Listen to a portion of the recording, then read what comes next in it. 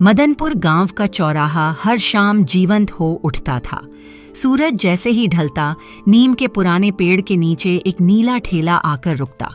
उस ठेले पर सफेद रंग से मोटे अक्षरों में लिखा था, शाही पनीर और नान। गोपाल साधारण कपड़े पहनने वाला, शांत स्वभाव का आदमी था। न ज्यादा बोलता, न किसी से झगड़ा करता, लेकिन उसके हाथों का स्वाद पूरे गांव में मशहूर था। सुबह 4 बजे उसका दिन शुरू होता। ठंडी हवा, हल्की अंधेरी गलियां और गोपाल अपने कंधे पर दूध का डिब्बा लटकाए घर लौटता। वह बाजार का पनीर कभी नहीं खरीदता था।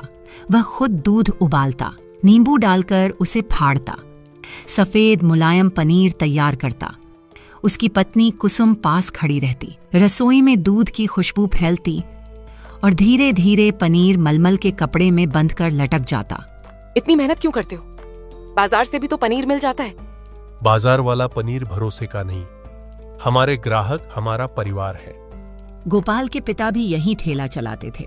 सालों पहले जब उनके पिता बीमार पड़े थे, उन्होंने गोपाल का हाथ पकड़कर कहा था, बेटा, भूखा आदमी भगवान जैसा होता है, उसे कभी मिलावटी खाना मत देना। मैं वादा करता हूँ बाबा। और उस दिन से वह वादा उसकी जिंदगी बन गया। शाम 5 बजे तंदूर में कोयले जलते, लाल अंगारे चमकते, नान फूलते, पनीर की कढ़ाई में मसाले भुनते, टमाटर, अदरक, लहसुन की खुशबू दूर तक जाती। धीरे धीरे भीड़ जुटती। गोपाल भाई, 2 बटर नान और पनीर मसाला लगा दो। तुम्हारी सब्जी में कुछ तो राज है। राज सिर्फ शुद्धता है। धंधा ठीक चल रहा था। घर का खर्च निकल जाता, थोड़ी बचत भी हो जाती। कुसुम खुश थी। उनकी छोटी बेटी पायल स्कूल जाती थी। सब कुछ संतुलित था। लेकिन एक दिन चौराहे पर एक नया ठेला आकर खड़ा हुआ। चमकदार स्टील का ठेला, तेज लाइटें, ऊपर बड़ा पोस्टर, 35 रुपए में पनीर सब्जी और बटर नान। गांव वाले चौंक गए। गोपाल ने दूर से देखा। उस ठेले का मालिक था मनोज जी। आत्मविश्वास से भरा हुआ था। जोर जोर से आवाज लगाता, आओ आओ, सबसे सस्ता और सबसे बढ़िया पनीर। इतना सस्ता कैसे? हम कम कमाते हैं, ज्यादा खिलाते हैं। धीरे धीरे कुछ लोग गोपाल के ठेले से उठकर मनोज के ठेले की तरफ जाने लगे। पहले दिन गोपाल ने ध्यान नहीं दिया। दूसरे दिन भीड़ आधी रह गई। तीसरे दिन सन्नाटा। गोपाल ने पहली बार चिंता महसूस की। रात को घर में चुप्पी थी।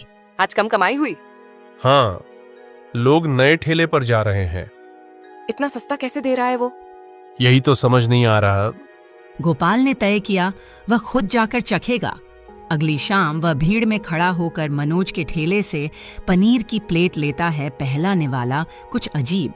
पनीर बहुत ज्यादा स्पंजी, थोड़ा रबर जैसा। स्वाद ठीक, लेकिन असली जैसा नहीं। गोपाल समझ गया, ये पनीर असली नहीं है। मनोज अपने हेल्पर से फुसफुसा रहा था, आधा सिंथेटिक पनीर मिला दो, खर्च कम पड़ेगा, ग्राहक को क्या पता चलेगा। गोपाल के चेहरे पर चिंता साफ थी, लेकिन उसने ठान लिया, चाहे कुछ भी हो, मैं मिलावट नहीं करूंगा। उसे नहीं पता था कि आने वाले दिनों में पूरा गांव हिलने वाला है। अगले कुछ दिन मदनपुर के चौराहे पर अजीब बदलाव लेकर आए। मनोज का ठेला अब सिर्फ ठेला नहीं रहा था, वह भीड़ का केंद्र बन चुका था। लाइटें चमकतीं, ऊपर से तेज आवाज में फिल्मी गाने बजते और मनोज जोर जोर से पुकारता, 35 रुपए में पनीर सब्जी, इतनी सस्ती कहीं नहीं मिलेगी। 2 प्लेट इधर भी। अरे भाई जल्दी देना, लाइन लंबी है। उधर गोपाल का ठेला शांत खड़ा रहता। तंदूर जलता जरूर था, लेकिन पहले जैसी भीड़ नहीं आती थी। गोपाल का छोटा हेल्पर सोनू चुपचाप नान बेलता। भैया, आज फिर कम लोग आए। कोई बात नहीं सोनू, धंधे में उतार चढ़ाव आता रहता है। एक शाम गांव के 4 युवक मनोज के ठेले से खाना खाकर लौटे। रात को उनमें से एक को पेट में दर्द शुरू हुआ, दूसरे को उल्टियां, तीसरे को चक्कर। पहले तो सबने सोचा शायद कुछ और खा लिया होगा, लेकिन अगले दिन ऐसी शिकायतें बढ़ने लगीं। अब शक साफ था, लेकिन मनोज अभी भी भीड़ देखकर खुश था। उसे लगा कुछ लोगों को तो यूं ही परेशानी हो जाती है। उधर गोपाल चौराहे पर खड़ा यह सब देख रहा था। उसके मन में उथल पुथल थी। अगर सच में मिलावट है तो यह गांव के लिए खतरा है। तुम सच जानते हो, पर बिना सबूत के कोई नहीं मानेगा। अगले दिन हालत और खराब हो गई। गांव के स्वास्थ्य केंद्र में भीड़ लग गई। क्या सबने कुछ एक जैसा खाया था? हाँ, पनीर की सब्जी। कहाँ से? कई आवाजें एक साथ। मनोज के ठेले से अब मामला गंभीर हो चुका था। गांव के प्रधान को खबर दी गई। प्रधान ने तुरंत खाद्य सुरक्षा विभाग को सूचना भेजी। उधर मनोज को भनक लग चुकी थी। आज सिंथेटिक वाला पनीर मत निकालना। लेकिन इस बार किस्मत उसके साथ नहीं थी। दोपहर में सरकारी गाड़ी आई। 2 अधिकारी उतरे, सीधे मनोज के ठेले की तरफ बढ़े। हमें शिकायत मिली है, पनीर की जांच होगी। साहब सब शुद्ध है। तो फिर डर किस बात का? सैंपल लिया गया। मनोज का चेहरा पीला पड़ गया। गोपाल दूर खड़ा सब देख रहा था। उसके मन में दया भी थी और दुख भी। उसे पता था अब सच्चाई सामने आएगी, लेकिन कहानी अभी यहीं खत्म नहीं होती। रिपोर्ट आने में 2 दिन लगने थे और ये 2 दिन पूरे गांव के लिए सबसे भारी थे। 2 दिन पूरे गांव पर भारी थे। चौराहे पर पहले जैसी चहल पहल नहीं थी। मनोज का ठेला आधा खुला आधा बंद सा रहता। वो ग्राहकों को देखकर मुस्कुराने की कोशिश करता, पर अंदर से डर उसकी आंखों में साफ दिखता। उधर गोपाल चुपचाप अपना तंदूर जलाता रहा। धीरे धीरे कुछ पुराने ग्राहक वापस आने लगे। गोपाल भैया, आपकी सब्जी में तो कभी दिक्कत नहीं हुई। हम बस साफ और असली चीज ही बनाते हैं। तीसरे दिन सुबह सरकारी जीप फिर चौराहे पर आकर रुकी। गांव वाले इकट्ठा होने लगे। मनोज का गला सूख गया। अधिकारी फाइल लेकर उतरे। मनोज कुमार, जांच रिपोर्ट आ गई है। फाइल खुली और एक वाक्य ने सब बदल दिया। पनीर में मिलावट पाई गई है। यह सिंथेटिक और स्वास्थ्य के लिए हानिकारक है। साहब, वो गलती हो गई। गलती नहीं, अपराध है। मनोज पर भारी जुर्माना लगाया गया। ठेला सील कर दिया गया। भीड़ गुस्से में थी, लेकिन तभी गोपाल आगे बढ़ा। गुस्सा करने से कुछ नहीं होगा। गलती बड़ी है, पर हमें सीख भी लेनी चाहिए। मनोज की आंखों में आंसू थे। उसे पहली बार समझ आया सस्ती कमाई की कीमत कितनी भारी हो। उस रात मनोज अपने घर गया। उसकी पत्नी ने पूछा, क्या हुआ? सब खत्म हो गया। नहीं, खत्म तब होता है जब इंसान सच से भागता है। उधर गांव में चर्चा चल रही थी, अब असली पनीर कहाँ मिलेगा, किस पर भरोसा करें? और धीरे धीरे जवाब सबको पता था। गोपाल का ठेला फिर से रोशनी में था। लेकिन कहानी अब भी खत्म नहीं हुई। अब असली मोड़ आएगा। मनोज का ठेला अब बंद पड़ा था। जहां पहले तेज गाने बजते थे, वहां अब सन्नाटा था। लकड़ी का बोर्ड टेढ़ा लटक रहा था। मनोज पनीर कॉर्नर। धूल जमा होने लगी। लोग पास से गुजरते देखते और आगे बढ़ जाते। मनोज घर में चुप बैठा था। बच्चे स्कूल से लौटे। पापा, आज दोस्तों ने कहा कि आप मिलावट करते थे।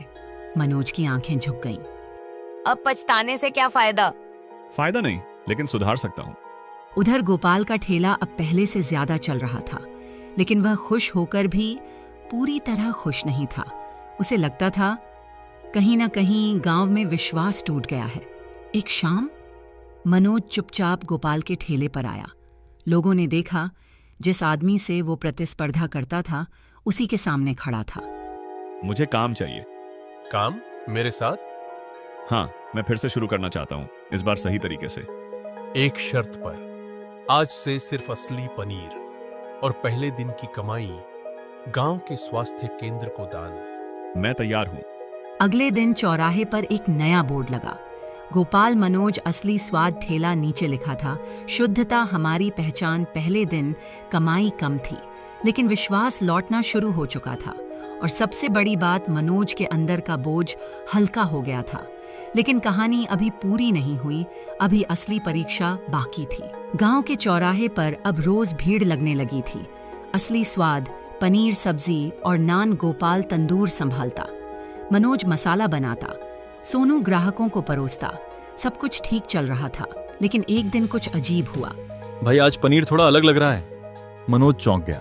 कैसे अलग? बस बनावट थोड़ी बदल गई है। वही पुराना सप्लायर, रमाकांत डेयरी वाला।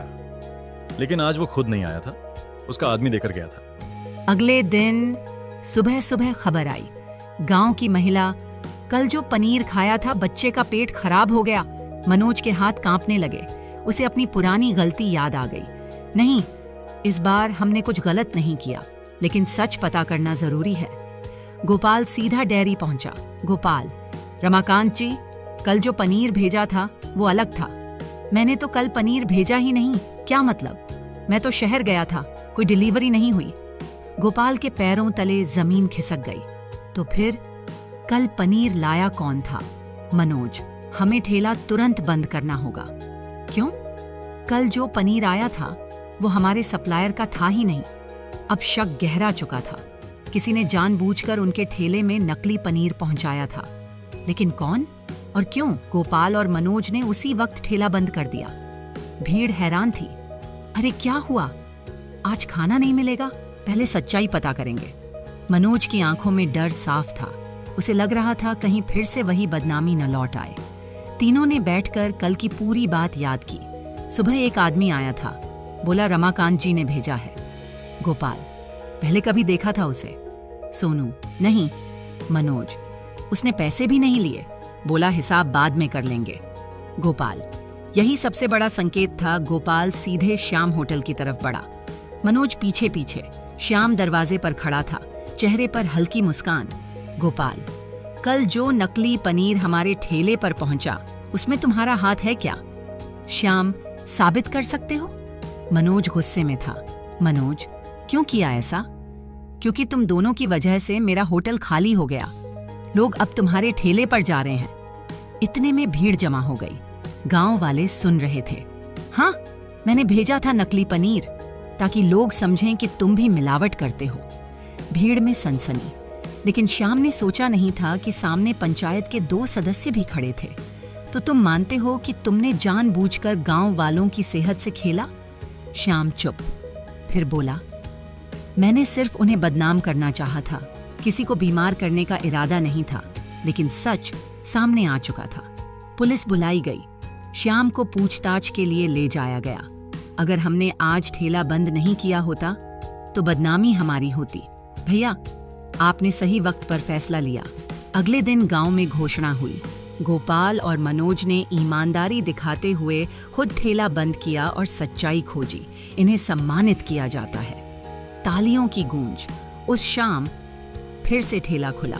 बोर्ड पर नया वाक्य लिखा था, माई कम थी, विश्वास से बड़ा कोई स्वाद शुरू हो चुका था। भीड़ पहले से सबसे बड़ी बात, मनोज पहले मैं गलती करता था, हल्का हो गया। आज किसी और की गलती। लेकिन कहानी अभी पूरी नहीं, क्योंकि इस बार हम साथ असली परीक्षा। सोनू हंसकर बोला, और असली पनीर भी साथ था। तीनों हंस पड़े। धंधे में प्रतिस्पर्धा हो सकती है, लेकिन साजिश नहीं। जो मिलावट से जीतना चाहता है वो देर सबेर हारता ही है, और जो सच्चाई से चलता है उसे गिराने वाला खुद गिर जाता है।